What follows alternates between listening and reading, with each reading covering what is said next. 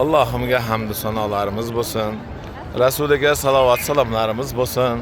Mana Allohga shukr, mana hojonalarimiz juda ham bir mazza qilishib, jannat iforidan bahramand bo'lishib, mana alhamdulillah Ravza-i Muborakdan juda bunaqa kayfiyat insonning hayotida faqat bir marta bo'ladi xolos. Buni kelganlar his qiladi inshaalloh. Mana alhamdulillah ishlarga sig'masdan mazza qilishib. Allohim barcha yurtimning onalarini mana shu manzillarga kelib, shunday bir quvonchlardan bahramand bo'lishlikka nasib etgan. Barchalarini bu qadamlarini ixlos bilan umid qilganlarni qadamlarini bu manzillarga yetkazgan. Qarang, kechasi tun yarim bo'lishiga qaramasdan hamma ibodatda.